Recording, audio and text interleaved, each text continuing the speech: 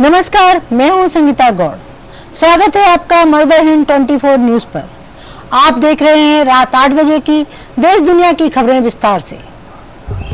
चंडीगढ़ संशोधित सरकारी अस्पतालों में 100 रेडियोग्राफर और 150 लैब टेक्नीशियन की होगी भर्ती। चंडीगढ़ हरियाणा के सरकारी अस्पतालों में अब एक्सरे और अन्य जांचें आसानी से हो सकेंगी। हरियाणा सरकार 100 रेडियोग्राफर और 150 लैब टेक्नीशियन की भर्ती करने जा रही है। यह भर्ती हरियाणा कौशल रोजगार निगम के माध्यम से की जाएगी। स्वास्थ्य विभाग भर्ती की मांग को निगम को भेज चुका है। संभावना है कि इसी महीने भर्ती पूरी कर ली जाएगी और इसके बाद संबंधित जिलों में कर्मचारियों को तैनात किया जाएगा। दिल्ली के शिक्षकों और प्रिंसिपल की अरविंद केजरीवाल ने की सराहना। मुख्यमंत्री अरविंद केजरीवाल ने मंगलवार को कहा कि आम आदमी पार्टी सरकार ने दिल्ली के स्कूली शिक्षकों को उचित सम्मान दिया है और शिक्षा को सर्वोच्च प्राथमिकता दी है। जब छात्र सफलता हासिल करते हैं तो वे अपने शिक्षकों के पैर छूते हैं। केजरीवाल ने कहा, दिल्ली सरकार के स्कूलों के लगभग 1300 छात्रों ने नीट और जेईई परीक्षा में सफलता हासिल की और जब हमने उन छात्रों से बात की तो उन्होंने केवल अपने शिक्षकों की प्रशंसा की। मुख्यमंत्री ने कहा कि दिल्ली सरकार के लिए शिक्षा सर्वोच्च प्राथमिकता है और राज्य के बजट का 25% आवंटन शिक्षा विभाग के लिए होता है। उन्होंने कहा, अगर शिक्षा हमें रोजगार के लिए तैयार नहीं करती तो इसका कोई फायदा नहीं है। राजधानी के त्यागराज स्टेडियम में शिक्षक दिवस समारोह में सीएम अरविंद केजरीवाल ने दिल्ली समेत दुनिया भर के शिक्षकों को बधाई दी। इस दौरान सीएम ने टीचर्स और प्रिंसिपल के काम की सराहना करते हुए कहा कि हमारी संस्कृति में शिक्षकों को भगवान से भी ऊपर का दर्जा दिया गया है। सनातन धर्म पर टिप्पणी के बाद पहली बार बोले उदयनिधि। बीजेपी पीएम मोदी पर कहा, तमिलनाडु के मुख्यमंत्री एम.के. स्टालिन के बेटे और मंत्री उदयनिधि स्टालिन की सनातन धर्म पर टिप्पणी के बाद सियासी विवाद छिड़ गया है। उदयनिधि ने सनातन धर्म की तुलना डेंगू और मलेरिया से की थी, जिसके बाद अब उन्होंने अपने बयान पर पहली बार प्रतिक्रिया दी। चेन्नई में पत्रकारों से बात करते हुए उदयनिधि ने सनातन धर्म को खत्म करने के अपने दावे को दोहराया और कहा कि वह इसकी मांग करते रहेंगे। अपनी प्रतिक्रिया में उन्होंने कहा, मैं फिर से कह रहा हूं कि मैंने केवल सनातन धर्म की आलोचना की है कि सनातन धर्म को खत्म कर देना चाहिए और ये बातें मैं लगातार कहूंगा। उन्होंने आगे कहा, लेकिन मैंने नरसंहार को लेकर कुछ कहा है, जैसा कि भाजपा ने दावा किया है। स्टालिन ने कहा कि कुछ लोग बोल रहे हैं कि द्रविड़म को समाप्त कर देना जाना चाहिए। क्या इसका मतलब यह है कि द्रविड़ वासियों को मार दिया जाना चाहिए? जब पीएम मोदी कहते हैं कांग्रेस मुक्त भारत, तो क्या इसका मतलब यह है कि कांग्रेसियों को मार दिया जाना चाहिए?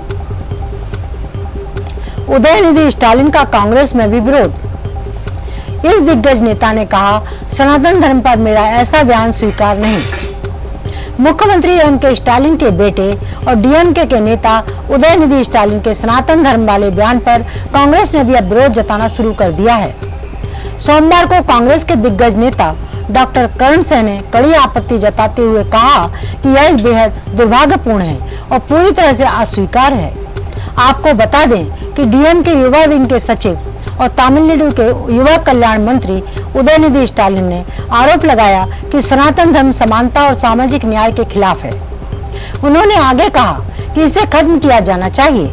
उन्होंने सनातन धर्म की तुलना corona virus, malaria, dengue virus से होने वाले बुखार और मच्छर से करते हुए कहा कि ऐसी चीजों का विरोध नहीं बल्कि उसे नष्ट कर देना चाहिए। अच्छे घोड़ों के लिए नहीं है घास और गधे खा रहे हैं च्यवनप्राश। नितिन गडकरी ने किसके लिए कही इतनी बड़ी बात?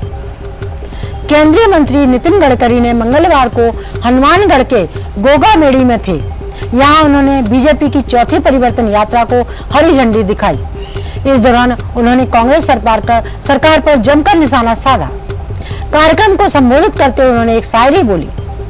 उनका यह वीडियो सोशल मीडिया पर वायरल हो रहा है।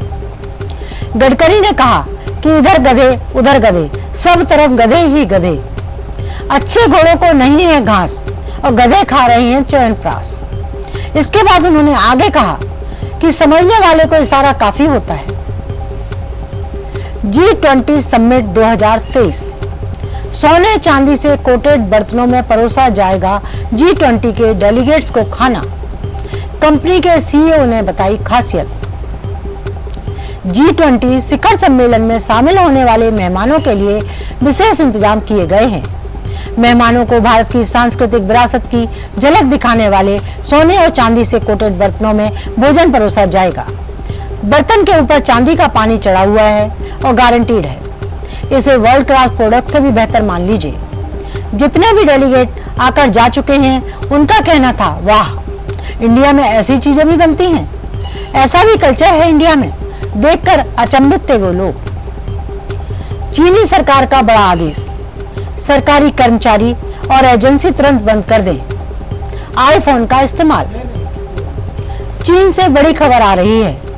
चीन की सरकार ने सभी का सरकारी कर्मचारियों और सरकारी एजेंसियों को आदेश दिया है कि वो सरकारी काम के लिए एप्पल और आईफोन का इस्तेमाल बंद कर दें। एप्पल के साथ साथ उन्होंने विदेशी ब्रांड का भी इस्तेमाल करने के लिए मना कर दिया गया है।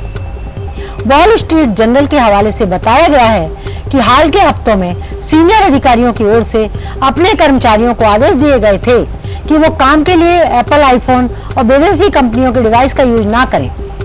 यह प्रतिबंध अगले सप्ताह होने वाले एप्पल इवेंट से पहले लगाया गया है। मुकेश साहनी का सियासी दावा, उनसे दोस्ती करने वाली पार्टी 60 लोकसभा सीटें जीतेगी।